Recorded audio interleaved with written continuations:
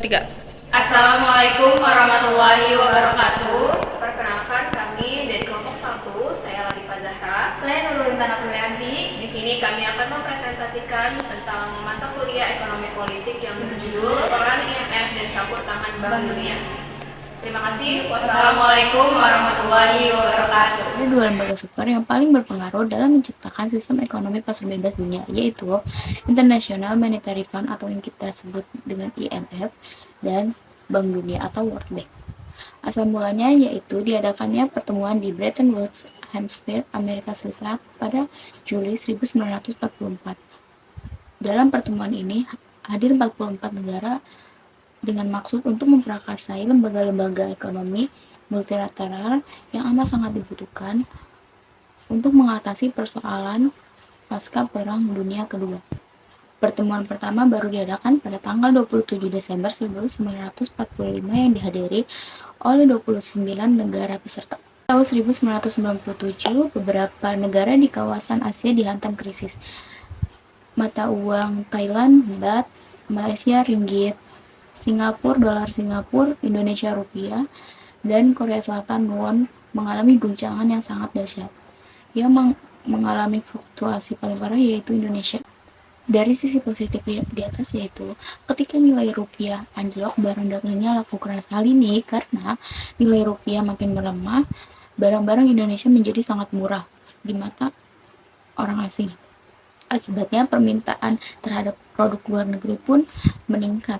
Dan sisi negatifnya yaitu dampak yang ditimbulkan tidak hanya melorotnya pendapatan per kapita dan membengkaknya utang luar negeri, tapi juga hampir semua sendi kehidupan. Krisis ekonomi 1997 ini yang paling parah dialami oleh Indonesia. Generasi bersama ini mengasumsikan bank sentral cenderung melakukan monetisasi defisit fiskal melalui memberikan kredit dalam negeri, sementara pada saat yang sama berupaya mempertahankan nilai tukar tetap.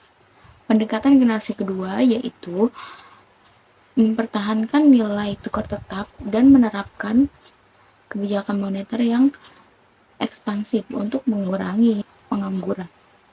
Moral hazard terjadi karena adanya persepsi bahwa pemerintah selalu siap menjamin dan menalangi perusahaan swasta yang menghadapi masalah. Oleh karena itu terjadi excessive borrowing. Akibatnya terjadi akumulasi utang sektor swasta dalam jumlah yang besar.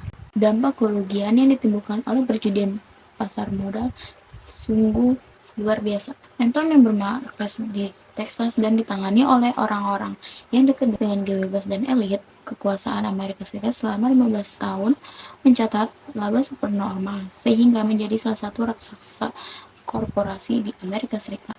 IMF adalah akses terakhir ke dunia keuangan dan bisnis internasional bagi negara-negara berkembang yang membutuhkan dana. Akan tetapi, IMF ternyata bukan malaikat penyelamat. Dalam banyak kasus, bantuan IMF justru jadi biang masalah. Sebab negara yang dibantu umumnya masuk dalam jebakan utang yang sangat sukar dilepaskan. Contohnya yaitu negara Meksiko, Brazil, dan Argentina. Selanjutnya yaitu ada IMF dan kebijakan nilai tukar mata uang asing. Sistem secara ekstrim hanya ada dua sistem nilai mata uang. Yang pertama yaitu sistem nilai tukar tetap atau fixed page exchange rate. Lalu yang kedua yaitu ada sistem nilai tukar mengembang, floating atau flexible exchange rate. Mana yang baik di antara kedua sistem nilai mata uang tersebut adalah relatif, tergantung pada kondisi, karakteristik, dan struktur ekonomi negara, serta kondisi ekonomi global. Kriteria utama dalam penerapan sistem nilai tukar antara lain keterbukaan, ukuran ekonomi negara, tingkat diversifikasi komoditas, fleksibilitas harga dan upah, perbandingan inflasi dengan mitra dagang dan global, tingkat integritas pasar,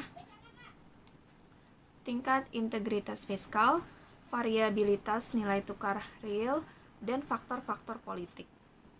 Selanjutnya yaitu ada penerapan sistem kurs di Indonesia. Jika kurs dalam kisaran zona, BI tidak melakukan intervensi. Akan tetapi jika zona dilanggar, BI akan bertindak. Misalnya jika kurs menembus batas atas, BI akan menggunakan cadangan devisa untuk melayani pembelian dolar. Dan sebaliknya, jika kurs menyentuh batas bawah, maka BI akan membeli dolar dengan rupiah. Selanjutnya itu ada rencana penerapan Currency Board System. IMF dan Bank Dunia termasuk tidak setuju dengan rencana penerapan CBS. Mereka mengatakan bahwa penerapan CBS mensyaratkan sistem perbankan yang baik, situasi politik stabil, cadangan devisa cukup, dan ada kepercayaan pihak luar negeri terhadap keadaan ekonomi dalam negeri. Yang paling krusial, negara harus memiliki cadangan devisa dalam jumlah besar, minimal sama dengan jumlah uang beredar, agar tidak digoyahkan. Jika CBS diterapkan, kemudian terjadi ras, BI tak bisa berbuat banyak karena peraturannya seperti itu. Akibatnya, akan ada banyak bank yang bangkrut. Selanjutnya itu ada tekanan oleh IMF. Menurut Bakwati 2001, krisis ekonomi yang melanda Asia pada tahun 1998 jelaslah kali disebabkan oleh kong-kali-kong tingkat tinggi antara Wall Street di New York dengan IMF, Bank Dunia, dan Departemen Keuangan Amerika Serikat, Washington, yang terlalu prematur memaksakan liberalisasi pasar modal dan sektor perbankan pada negara-negara Asia termasuk Indonesia. Selanjutnya yaitu ada kontroversi kebijakan IMF dan Bank Dunia. Yang pertama yaitu kebijakan fiskal yang konservatif di mana defisit anggaran tidak boleh melebihi 2% terhadap PDB. Yang kedua yaitu di mana pemerintah berusaha memperbaiki distribusi pendapatan melalui belanja pemerintah. Lalu yang ketiga dilakukan dengan memperluas basis pemungutan pajak. Yang keempat yaitu untuk meningkatkan ekonomi. Lalu yang kelima yaitu mendorong iklim persaingan. Dan yang keenam yaitu dengan menghilangkan restriksi secara progresif. Yang ketujuh yaitu untuk meningkatkan efisiensi. Yang kedelapan untuk swastinasi BUMN yang ada. Yang kesembilan yaitu agar pasar lebih kompetitif. Dan yang kesepuluh yaitu baik di sektor formal maupun informal.